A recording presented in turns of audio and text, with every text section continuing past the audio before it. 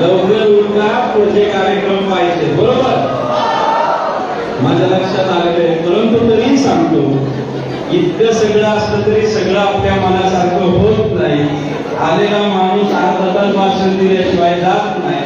मी एवढा वेळ नक्की घेणार नाही, परंतु मला आवर्जून सांगायचंय, या ठिकाणी मी आलेल्या आपल्या कार्यक्रमाचं शीर्षक पाहिलेलं आहे, रंगरेष, बरोबर ना?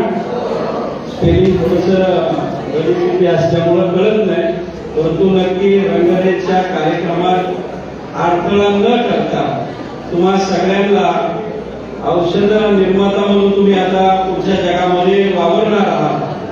बऱ्याच लोकांचा जीव तुमच्या ताब्यामध्ये आहे. हे खोकल्याचा आजार असणाऱ्या माणसाला गुलाबाची गोळी देऊन चालणार नाही, तर तुम्ही योग्य गोळ्या देता आणि आपल्या महाराष्ट्रातील देशातील लोकांचं आरोग्य मेंटेन ठेवण्यासाठी तुमच्या सगळ्यांची गरज आहे. आम्ही ज्या पक्षामध्ये काम करतो त्या पक्षाचे मुख्य नेते पदवीने डॉक्टर नसले तरी जनसामान्यांच्या मनाचा आजार बरा करण्याची मानसिकता आणि आकुलती त्यांच्यामध्ये नक्की आहे. त्यामुळं आजच्या या कार्यक्रमाच्या निमित्ताने या ठिकाणी बालचंद्र कॉलेजच्या सर्व व्यवस्थापनाने जे निमंत्रण दिलेलं होतं त्याचा स्वीकार करून तुम्हाला सगळ्यांची भेट घेण्यासाठी, तुम्हाला तुमच्या भावी आयुष्याच्या शुभेच्छा देण्यासाठी त्या ठिकाणी उपस्थित राहिलेलो आहे. माझ्याबरोबर माझे सर्व सहकारी संतोष दादा असतील, आमचे परिवार असतील, आमचे सगळे जगदीशजी असतील, नाना असतील, सर्व मित्रमंडळी, या सगळ्यांच्या वतीने तुम्हाला मनापासून शुभेच्छा देतो.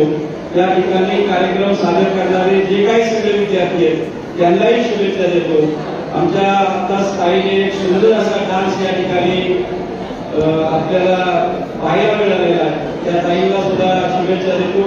पुन्हा एकदा कार्यक्रम आणि तुमच्यामध्ये जास्तीचा अडथळा न करता तुमच्या भावी जीवनाच्या शुभेच्छा देतो आणि आवर्जून सांगतो, भविष्यामध्ये तुम्ही बी फार्मसी पूर्ण केल्यानंतर सहज कधी गरज लागली तर नक्की सांगा, कारण या राज्याचे आरोग्य मंत्री माझे चांगले मित्र आहेत. त्यामुळे आपल्याला त्याची नक्की गरज पडेल आणि माझ्यासारखा कार्यकर्ता आपल्याला नक्की मदत करत.